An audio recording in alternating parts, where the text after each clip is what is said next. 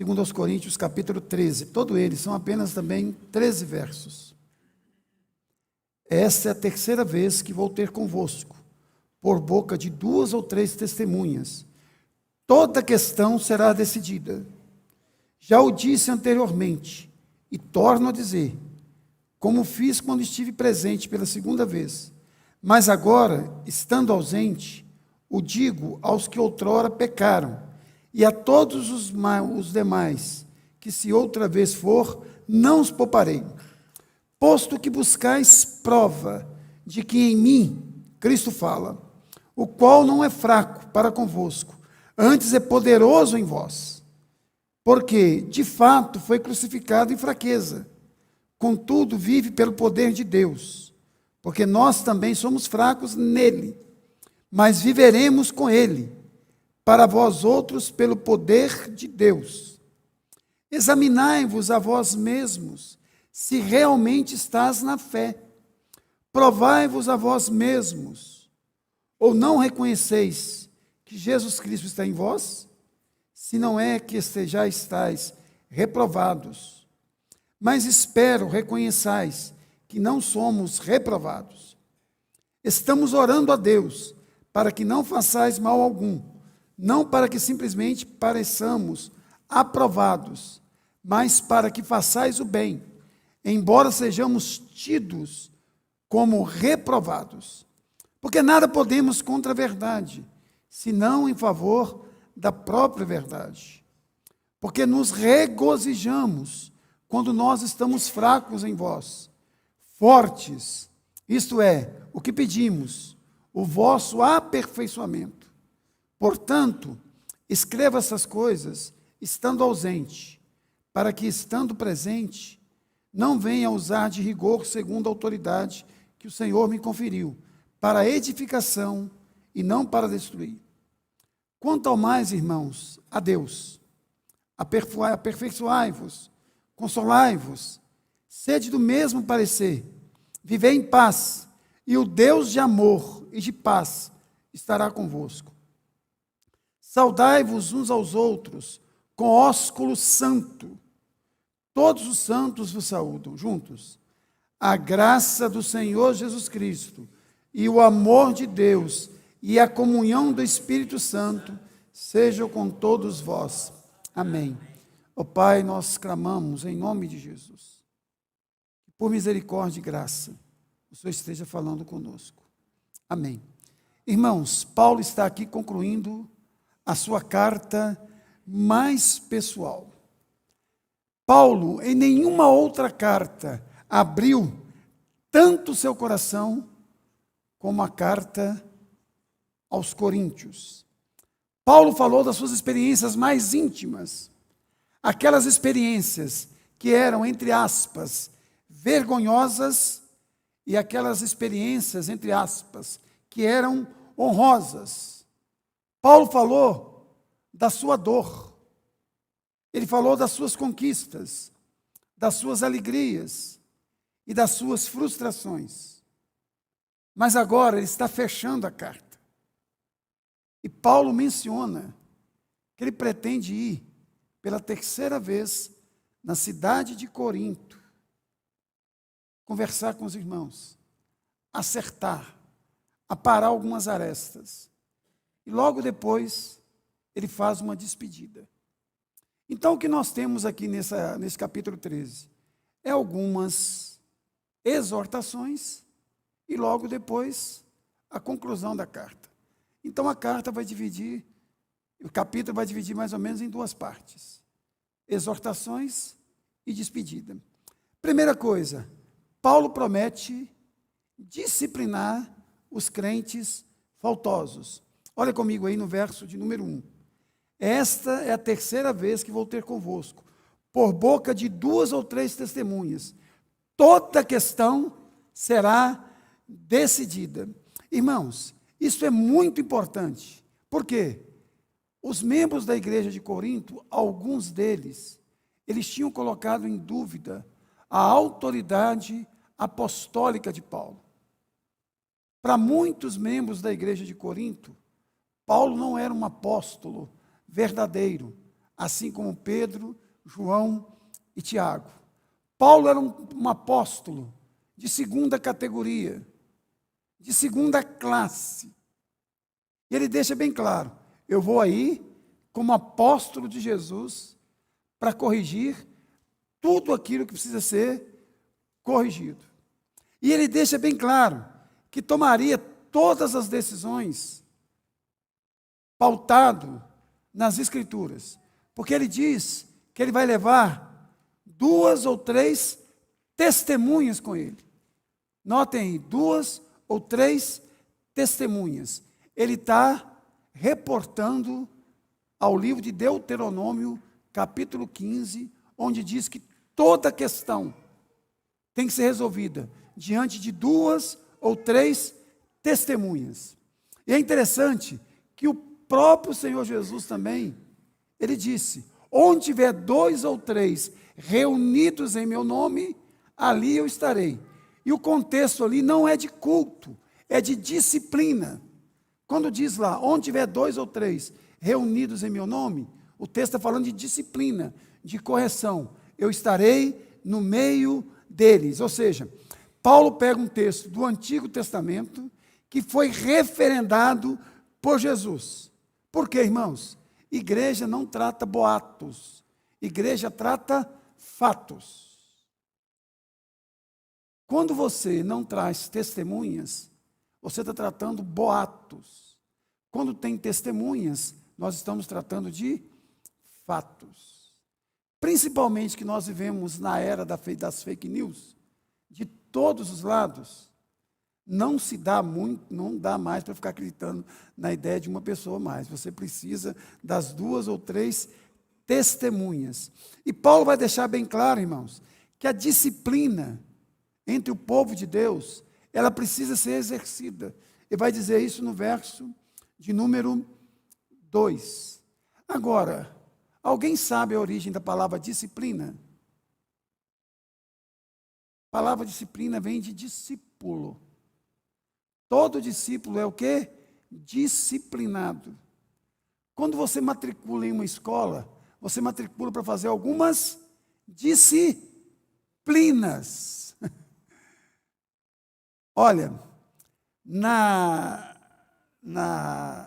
cultura greco-romana, precisava do DOC, do DIS, para que houvesse o DEC. Compliquei a vida de vocês? Precisava do DIS, precisava do DOC, do DIS, para que houvesse o DEC. Precisava do docente, do discente, para que houvesse a decência.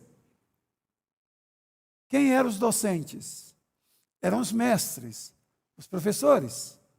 Os discentes, os alunos. Eles aprendiam o que dos seus mestres? A decência. Então, a disciplina é o discente, é o docente ensinando para o discente a decência. A disciplina na igreja não é muito diferente. Ela é educativa. Ela não é apenas punitiva. Ela é corretiva. Ela não é apenas para punir, é para corrigir. É para colocar no caminho, colocar no siso. E nota, irmãos, que Paulo vai dizer no verso 2: já o disse anteriormente e torno a dizer, como fiz quando estive presente pela segunda vez, mas agora estando ausente, o digo que aos que outrora pecaram, e a todos os demais, que se outra vez for, não os pouparei. Porque eles disseram o seguinte: Paulo esteve no nosso meio. A carta de Paulo é muito dura, mas a presença dele é fraca e desprezível. Quantas cartas Paulo escreveu para a igreja de Corinto, vocês se lembram? 4 cartas. Restou para a gente apenas 2. Onde estão as outras 2? Nós não sabemos. Se perderam. Aprove o Espírito Santo preservar essas 2. Mas aí Paulo vai na cidade de Corinto, prega o evangelho, uma igreja é aberta. Paulo fica lá durante 1 ano e meio. Ele vai pregar em outro lugar. Depois ele vai lá para corrigir os crentes, mas Paulo vai com muita brandura. Eles dizem, de longe Paulo é um leão, mas de perto ele é um cordeiro. De longe é um pitbull, mas de perto é um poodle. Seria mais ou menos assim. Aí Paulo diz, olha, agora eu não vou poupar vocês. Eu vou ser duro. Eu vou disciplinar vocês. Irmãos, eu queria, não precisa de abrir, não, eu queria que você projetasse para mim, Rafael, por gentileza, Hebreus 12, 5 e 6. Irmãos, a disciplina visa a restauração do faltoso e a santidade da igreja. Tenha isso em mente. Eu queria que vocês prestassem bastante atenção, que eu vou ler o texto devagarzinho. Olha o que diz o texto. Estais esquecido da exortação, que como filho discorre convosco? Filho meu, não menosprezeis a correção, que vem do Senhor. Nem desmaieis, nem fiqueis chocados com ela, quando por ele és reprovado, porque o Senhor corrige a quem ama, e açoita a todo filho que recebe. Notem aí, irmãos, que há níveis de disciplina. Deixa o texto aí, por favor, Gabriel. Olha o primeiro nível, põe um versículo lá anterior. Primeiro nível de disciplina, exortação. É chamar a atenção verbalmente. A segunda é correção. Você deixar a pessoa de lado. E tem a mais dura aí, que é o açoite. Não é literal isso aqui não, tá, irmãos? Não é pegar um chicote e sair batendo nas pessoas, não. Significa uma disciplina mais dura. Talvez a excomunhão da pessoa. Então, há níveis de disciplina, visando a correção do faltoso e a santidade da igreja. Agora, a disciplina é uma graça de Deus, porque o texto vai dizer, se nós não estamos sendo disciplinados por Deus, nós não somos filhos, somos bastardos. E a palavra bastardos na língua grega é filhos de prostituta. Não sabe quem é o pai. E o texto é duro. O texto é duríssimo. É isso que o texto vai dizer. Então, a disciplina tem que ser exercida com firmeza, mas visando a restauração e a santidade da igreja. Irmãos, e qual que era o pecado assim mais latente que Paulo precisava de corrigir? Havia vários pecados. Mas havia um pecado que era mais específico. E Paulo vai dizer no verso 3, posto que buscais prova de que em mim, Cristo fala,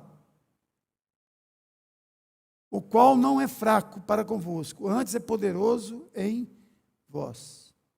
Irmãos, preste atenção.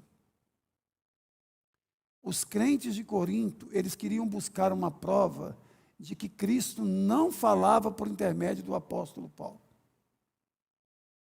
Que Paulo era um embusteiro.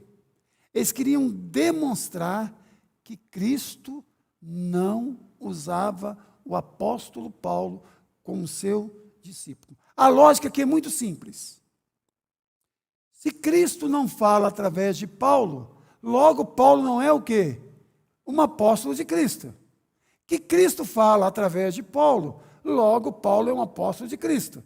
Então eles queriam dizer que Paulo não era um apóstolo de Cristo, dizendo que Cristo não falava através do apóstolo Paulo. Irmãos, seria mais ou menos hoje, algumas pessoas estão dizendo o seguinte, determinados textos da Bíblia, sim, é inspirado, outros não. Ou seja, é usar a Bíblia à la carte. O que é servir à la carte? Você vai num restaurante, você vai lá e pega aquilo que apenas você gosta. Às vezes a gente usa muito a Bíblia assim. Aquilo que a gente gosta, aquilo que a gente não gosta, não, era para aqueles dias, não tem nada a ver conosco hoje. É outra coisa totalmente diferente. Ou você aceita a Bíblia como um todo, ou você a nega como um todo. Porque um Deus que é capaz de mentir, em um versículo, ele não é um Deus confiável. Um livro que pode ter mentiras, aqui ou ali, não é um livro confiável. Não é um livro inerrante. Não é um livro infalível. Olha, irmãos, eu não tenho dificuldade nenhuma. Eu creio na Bíblia de capa a capa. Em tudo. Aí você pergunta, você entende tudo? Não, longe de mim. Longe de mim. E se eu tivesse 10 vidas, eu não entenderia. Mas eu aceito pela fé tudo o que está escrito na Bíblia. A Bíblia diz que um grande peixe engoliu Jonas. E Jonas permaneceu por 3 dias no ventre do peixe.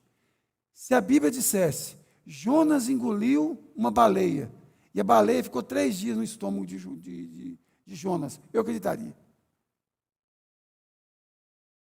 Porque é sobrenatural. É sobrenatural. Eu já disse para vocês, se você acredita em Gênesis 1:1, o resto é fichinha. O resto é facílimo de acreditar.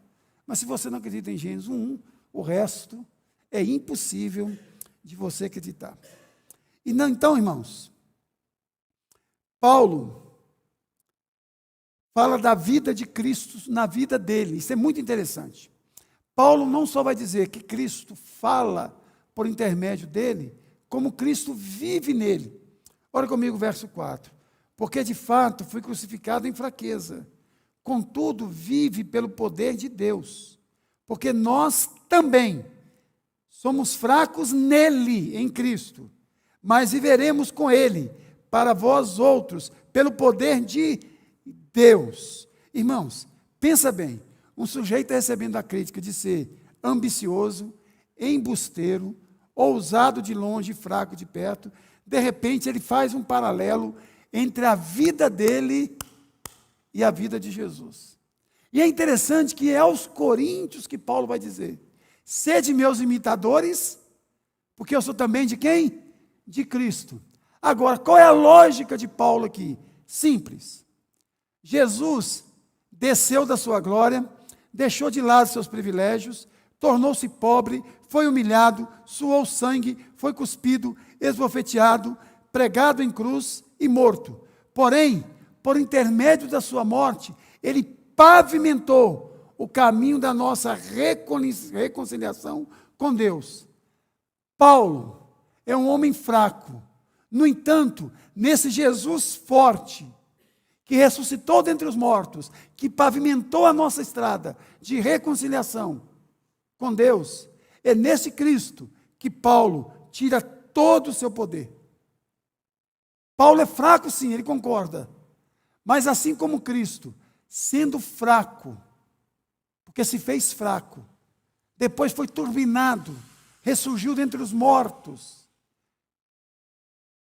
visitou seus discípulos em glória. Paulo, que é fraco em Cristo, ele se torna forte, poderoso. É a ideia de Filipenses 4,13. Tudo posso naquele que me fortalece. Paulo reconhece de fato que ele é fraco. Mas ele reconhece que ele é ao mesmo tempo turbinado, energizado em Cristo Jesus. Isso eu acho fantástico. Seres humanos fracos, pecadores, no entanto, em Cristo, se tornam pessoas ousadas, intrépidas e corajosas. Eu gosto muito de ler biografia de cristãos. Homens simples, mulheres simples, fracos, fracas, que, no entanto, foram turbinadas por Deus e se tornaram gigantes na fé. Paulo reconhece que ele não tem força, assim como você e eu não a temos. Mas a força de Cristo está em nós. E Paulo, que, entre aspas, está se defendendo aqui, ele agora levanta um libelo acusatório, meio irônico.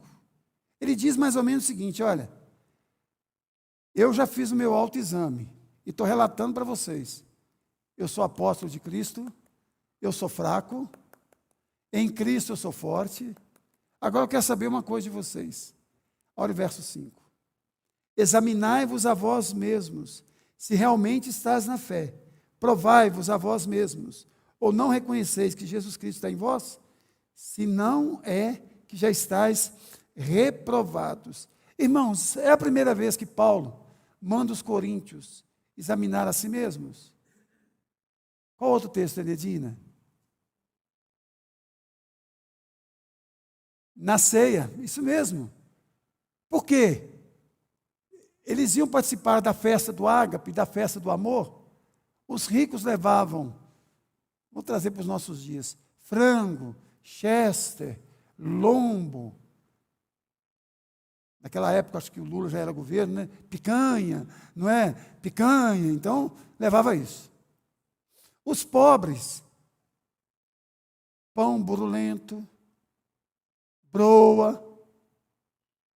Aí os ricos comiam, os pobres comiam aquela coisa mais simples, e tinha alguns que eram mais pobres ainda, que saíam do serviço direto para a festa do ágape, para a festa do amor. Chegavam lá, não tinham nada para comer, passavam vergonha. Aí Paulo diz, olha, é uma vergonha que está acontecendo no meio de vocês. E começa a falar sobre como eles deveriam participar da ceia. E Paulo diz lá, examinai a vós mesmos. Examine-se, pois, o homem a si mesmo. Coma do pão e beba do cálice. Agora, irmãos, Paulo não está perguntando se eles têm fé, mas se eles estão na fé. Vocês perceberam aí? Ora, a Bíblia tem que ser lida nos detalhes, olha aí. Examinai a vós mesmos se realmente estáis na fé.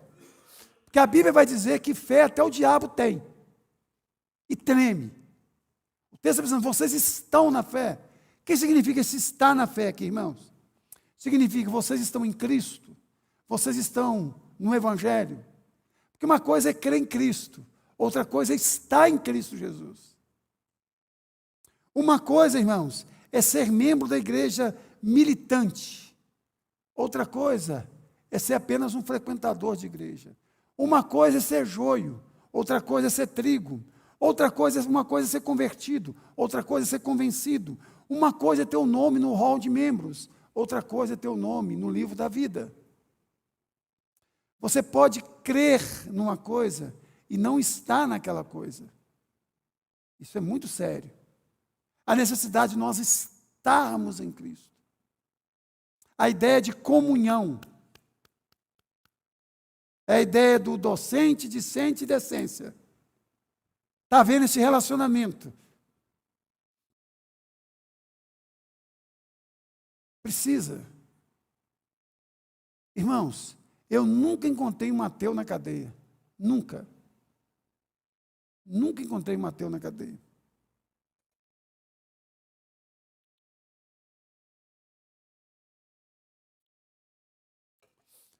Todo mundo diz, eu tenho fé. Mas a pergunta, mas você está na fé? Que tipo de fé você tem? Uma coisa é você ter fé que Deus vai te curar. Outra coisa é você ter fé que ainda que Deus não te cure, Ele continua cuidando de você. Uma coisa é ter fé no poder de Deus, outra coisa é ter fé no caráter de Deus.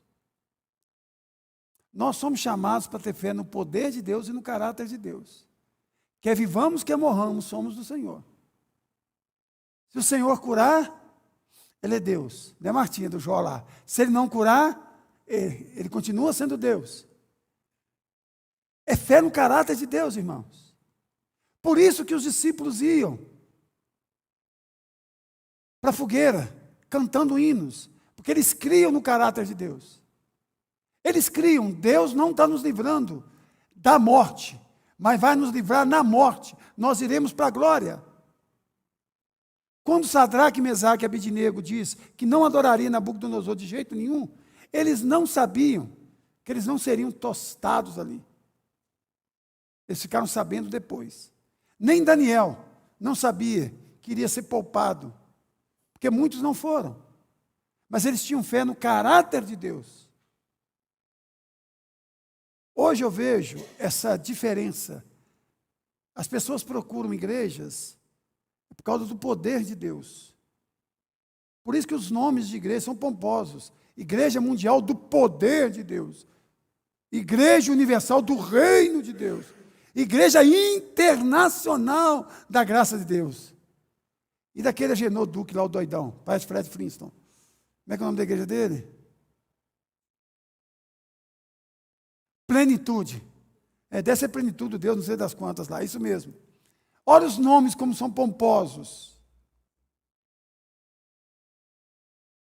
Bispo, apóstolo, paipóstolo, matriarca, patriarca. Na verdade, é poder de Deus, não é caráter de Deus. Caráter de Deus é a tia do Márcio, que estava morrendo de câncer, não aguentava cantar mais do que o hino, queria cantar 10 durante a Santa Ceia. Queria a glória, queria o céu, a Nova Jerusalém. Então, isso era o necessário. Agora, irmãos, se Paulo examinasse, se os crentes de Corinto, alguns deles, é claro, examinassem a eles mesmos, eles iriam perceber que Paulo estaria na fé. Estava na fé, melhor dizendo, e eles não. Olha o verso 6.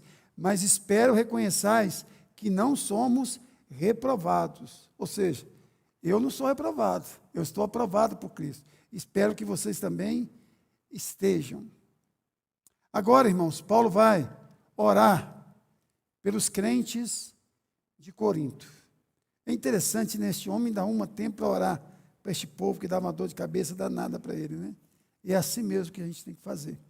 Olha aí, irmãos, Paulo não fica apenas na correção, na admoestação, ele parte para a oração.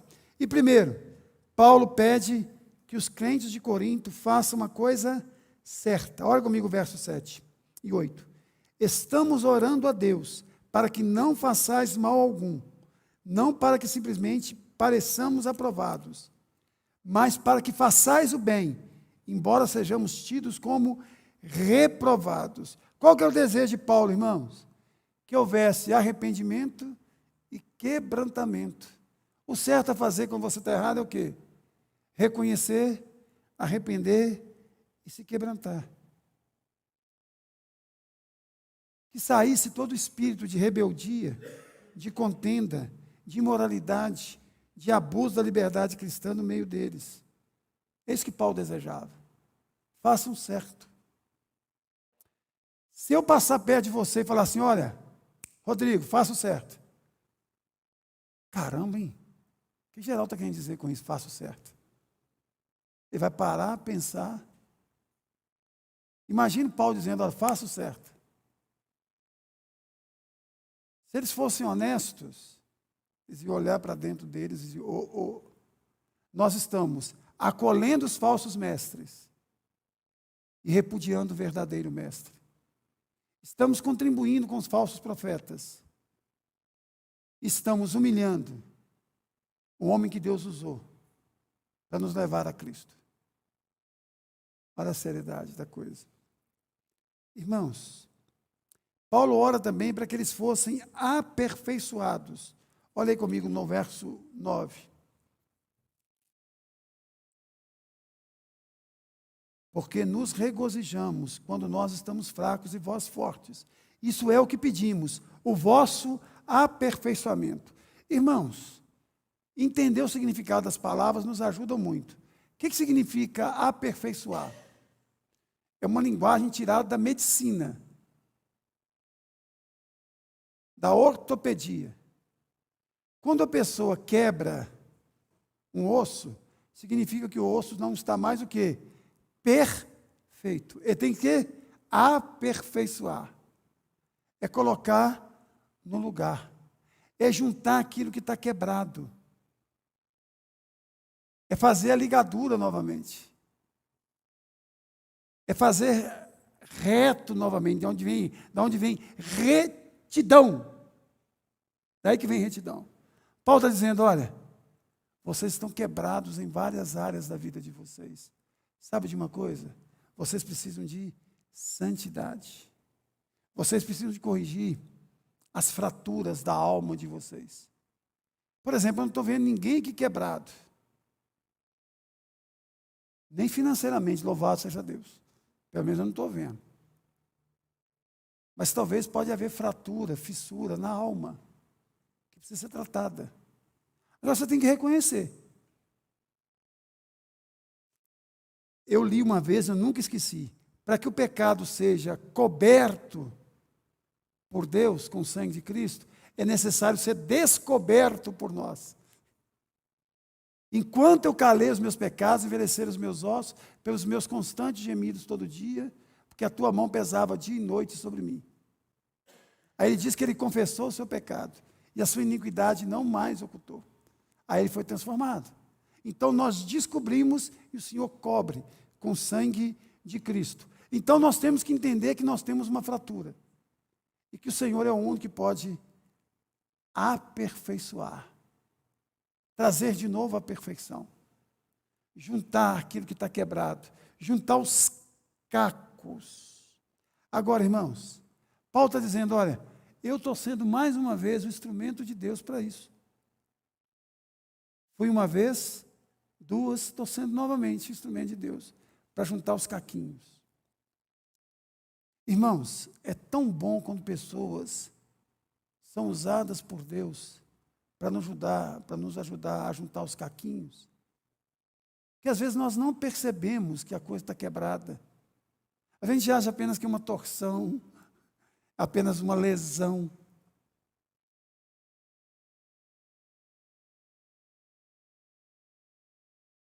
Às vezes o câncer começa com uma pinta, às vezes uma verrugazinha. Aquilo cresce da metástase.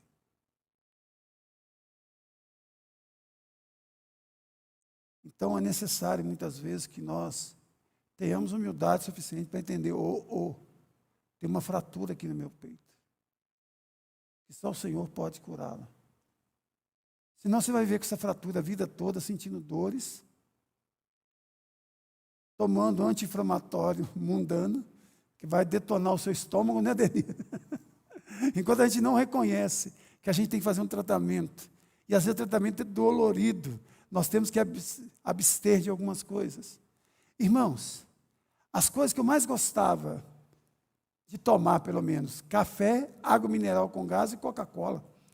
Adivinha o que o médico cortou? Água mineral com gás, Coca-Cola e café. Eu acho que queria cortar queijo, mas não falei que eu comia queijo de jeito nenhum. Então eu estou com consciência tranquila por enquanto. Entendeu? Imagina um homem 80 dias sem tomar uma coca. Tinha dia que eu subia aquela rampa ali, sem tomar coca, sem tomar café, eu estava igual um zumbi assim, ó. Até hoje eu estou esquecendo. Eu só tomo um café de manhã. Então, de tarde eu esqueço tudo. Se você quer ter uma conversa comigo para fazer algumas perguntas, não vá à tarde, que eu não lembro de nada, Martinho. Eu só lembro que Deus é bom, mais nada. Até eu acostumar, está difícil. Irmãos, aperfeiçoar é consertar aquilo que está torto, é colocar em linha reta, é crescimento, irmãos. E olha o que Paulo vai dizer no verso 10, finalzinho dele aí. Segundo a autoridade que o Senhor me conferiu, para edificação, e não para destruir. Paulo não está querendo destruir ninguém, não. Ele está querendo construir, edificar, é ser instrumento de Deus, é ser o superbone de Deus para colar essa fratura. Agora, irmãos, Paulo parte para as considerações finais. Agora, irmãos, não fica chocado não, mas eu fiquei. Olha o verso 11, como começa, olha aí. Quanto ao mais, irmãos, este povo todo complicado, todo esquisito, Paulo chama de quê? Irmãos. Não está chamando aqui de filho de Satanás, não está não, é irmãos. Oh, meu Deus do céu, como que a gente tem que aprender com Paulo, irmãos? Eu fico pensando, hein? Apóstolo Paulo foi tão humilhado por este povo. Agora Paulo terminando a carta, quanto ao mais, irmãos, a Deus. Segundo alguns estudiosos, essa palavra Deus aqui seria assim, que pena, estou despedindo. É um tchau triste. Irmãos, isso é bom para você e eu aprendemos o quê, irmãos? Que nem todo mundo que às vezes fica fazendo uma raivazinha na gente, não é irmão. Às vezes faz raiva e é irmão. E pronto, e acabou. Fazer o quê? A igreja tem hipócrita. Tem muito mesmo, e a gente de vez em quando tem um também, e pronto. A igreja tem muita gente que tem a língua grande, e às vezes tem mesmo, e pronto. Fazer o quê? Fora daqui também o povo também tem língua grande. Eu não gosto que a gente faz, a gente tem uma mania de fazer uma coisa muito feia. A gente pega o pior crente, o melhor espírito e faz a comparação. Isso é justo não, entendeu? Não, não faz isso não. Ó, eu falo com vocês, porque eu não vivo só dentro de igreja, eu trabalho fora. Meus melhores amigos e as melhores pessoas estão aqui ainda. Com todo o defeito que a igreja tem. Eu conto mais com vocês. São os meus melhores amigos, são as pessoas que eu mais amo na vida. E é assim mesmo o povo de Deus, e vamos tocar para frente. E outra coisa, quem quer andar com Jesus tem que tolerar Judas como companheiro. Não tem jeito não. Tem jeito não. Está andando com Jesus, Judas está junto. Não tem jeito não. Está andando com Jesus, é trigo, tem joio no meio. E cuidado para você não ser o tal do joio nem o Judas, né? Ah, a igreja só tem gente esquisita. Você queria o quê? Se tem gente é esquisita, ué. Ah, a igreja só tem esse. Ué, é esse mesmo, é. Esse perdido, esse alguma coisa. Se não for esse, não faz sentido a igreja. Irmãos, essa comparação todo mundo conhece, mas a igreja é igual a Arca de Noé. Imagine a Arca de Noé, que fedor, gente. Imagina só. Imagina os berros lá dentro, os coices. Imagina a mulher de Noé. Ah, eu separo de você. A hora que ela olha para fora, não vou separar, não, amor. Imagina os filhos de Noé. Vou sair de casa, pai. Fazer o quê, meu filho? A hora que eu fico, vou não, pai, não vou não. É ruim, mas lá de fora é pior. Philip Yancey, quem já ouviu falar nele aqui? Escreveu um livro, Maravilhosa Graça. É um dos livros mais conhecidos do mundo. Jesus. Só Lúcia e eu conhecemos o livro. Nem você, Maria José, você nunca nem limpou ele na minha ajuda, não. Ele disse o seguinte: saí da igreja porque achei pouca graça nela. Voltei para a igreja porque eu não achei graça em lugar nenhum. Igreja é boa, hein, gente? Igreja é boa. E ele vai, irmãos, antes de despedir dos irmãos, ele vai deixar com os irmãos 4 preciosas exortações. Olha comigo no verso de número 11. Quanto ao mais, irmãos, a Deus. Primeira exortação: aperfeiçoai-vos. Sejam éticos, sejam morais, não fiquem estagnados, não fiquem parados, cresçam e consertem as quebraduras que há no meio de vocês. Segunda aí, consolai-vos, ajudem uns aos outros no processo de crescimento, aconselhem-se uns com os outros, instruam uns aos outros. Irmãos, você e eu precisamos de aliviadores de tensão. Pessoas que nos ajudam a aliviar a tensão. Não é aquele que põe mais tensão na gente, não. Aqueles que aliviam a tensão da gente. Qual outra aí, ó? Qual a outra aí? Sede do mesmo parecer. Unidade de pensamento. Não é uniformidade, é unidade de pensamento. Significa, não haja divisões no meio de vocês. Que haja harmonia. Tenha o mesmo alvo para a vida de vocês. Agora, irmãos, a quarta aí, exortação. Vivei em paz. Irmãos, você tem que ser parceiro, não rival. Principalmente marido e mulher, hein?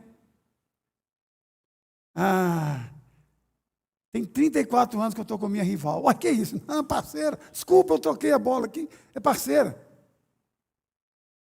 Uma hora eu vou fazer de bobo num casamento e perguntar assim: você promete ser rival dela até o resto da vida? A pessoa de cuidar fala assim: sim, você vai ver. Vai falar sim. Está nem aí quem está falando. Por isso que eu guardo todo o esboço do sermão. Você promete ser rival dela até que a morte o separe? Claro, pastor, claro. Mas rival mesmo? Claro, rivalíssimo. Mais do que Corinthians e Palmeiras, mais do que Fla-Flu, mais do que Brasil e Argentina. Eu prometo ser rival. Agora, irmãos, qual é a promessa aí? Quem gosta de promessa aqui? Eu gosto demais. Olha a promessa aí, ó, no verso 11. E o Deus de amor e de paz estará convosco. Ê, coisa boa, hein? Deus de amor e de paz estará convosco. O que diz o Salmo 133, verso 1? Projeta para nós aí. Rafael. Ó, como é bom e agradável ver unidos os irmãos. Pode passando. É como óleo precioso sobre a cabeça, o qual desce para a barba de Arão, e desce para a gola de suas vestes. É como o orvalho do irmão que desce sobre os montes de Sião. Ali ordena o Senhor a sua bênção e a vida para sempre. Olha a promessa. Promessa. Agora, irmãos, e Paulo ainda manda os irmãos serem afetuosos. Olha o verso 12. Saudai-vos uns aos outros, não é óculos não, irmão, é ósculo santo. Quem já leu óculos alguma vez aqui? Quando eu estava começando a frequentar a igreja, eu, óculos santo. Falei, gente, tinha óculos no tempo de Jesus, não é possível. Multifocal, não sei. Como é que é um óculos santo multifocal? É 3 beijos, perto, longe e médio. Ósculo santo aqui é beijo santo. Naquela cultura, irmãos. Na nossa não tem nada de beijo, não. Então é pegar na mão ou abraçar. Duarte está pensando que vai dar beijo. Você vai, não, Duarte. Olha lá. Não tem isso, não. Tem alguns dessa prática, eu também não vejo problema, não. Mas a maioria não gosta no Brasil. Você sabia que tem alguns países árabes que os homens andam de mãos dadas? Já pensou? Eduardo, você morando lá, Eduardo, missionário. Nós vamos enviar você para lá, meu irmão. Vamos enviar você para lá. É ósculo santo. Missionário. Afeto, irmãos. Aperto de mão, um abraço. Eu não tenho nada contra homem dar um beijo no rosto de homem também não, tá, gente? Estou brincando aqui, mas eu não tenho nada contra isso, não. Tem alguns irmãos que me cumprimentam assim, alguns pastores. Meu filho assim o tempo inteiro. Agora, irmãos, como que termina? Invocando a bênção trinitária. Irmãos, quantas bênçãos tem a bênção trinitária? 3, né? Quais são elas? Graça, amor e comunhão. A graça do Senhor Jesus, o amor de Deus o Pai e a comunhão do Espírito Santo.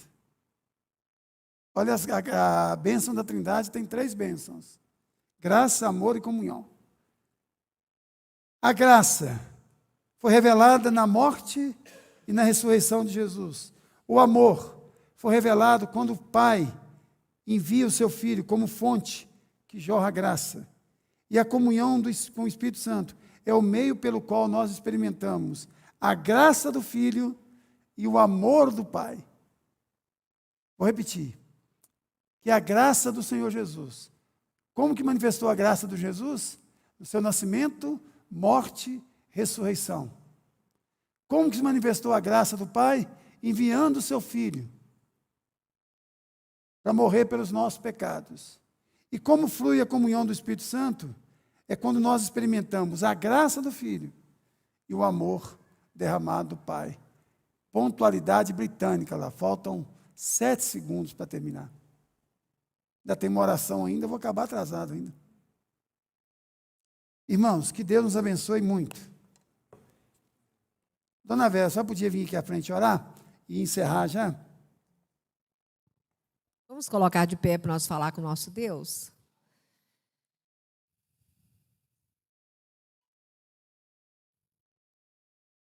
Senhor Deus, ó Pai, mais uma vez estamos aqui, ó Deus, para falar um pouco com o Senhor, Deus, e colocar nas nossas vidas, ó Deus, tudo que o Senhor tem de bom para nós, ó Deus. Aprendemos mais um pouco da Tua palavra, ouvimos o nosso pastor, que coisa gostosa, Senhor Deus. Quantas pessoas não têm, Deus, esse momento, né, essa liberdade de estar ouvindo falar do Senhor. Nós temos só que te agradecer, Senhor Deus, porque quantas coisas, ó Pai, que aprendemos aqui nas quinta-feiras, Senhor Deus. Eu te louvo, ó Deus, pela vida do nosso pastor, ó Deus. E te entrego, ó Pai, neste momento, ó Deus, cada família que está aqui representada nas tuas mãos, Senhor Deus. Obrigada, Deus, por cada um, Deus. Ó Deus, toma nas tuas mãos, ó Deus, as nossas famílias, a nossa igreja, para que nós possamos viver uma vida de paz, de conhecimento da tua palavra, Senhor Deus. Deus, nos ensina a cada dia mais estar, Deus, orando, falando com o Senhor no nosso dia a dia, ó Pai, para que nós possamos aprender, ó Deus, e ter comunhão com o Senhor a cada dia mais. Eu te entrego cada família que aqui está representada na nossa igreja, a família do nosso pastor, ó Pai, as pessoas que não vieram, ó Deus, toma nas tuas mãos cada um deles, ó Pai. Toma as famílias deles no teu altar, Deus. Que eles possam sentir o desejo de estar aqui na tua casa nas quinta-feiras, ó Deus. Para aprender mais um pouco de ti, ó Pai. Eu te agradeço tudo, ó Pai, em nome de Jesus. Porque eu sei que o seu Deus do ouro, da prata, é o Deus que nos cura, é o Deus que nos alimenta, é o Deus que nos sustenta cada dia, Pai. Só temos que agradecer, Senhor Deus. Muito obrigada, Deus. Eu te agradeço em nome de Jesus, por tudo que o Senhor tem feito por nós. E ainda que o Senhor vai fazer, nós te agradecemos, ó Pai. Em nome de Jesus. Amém.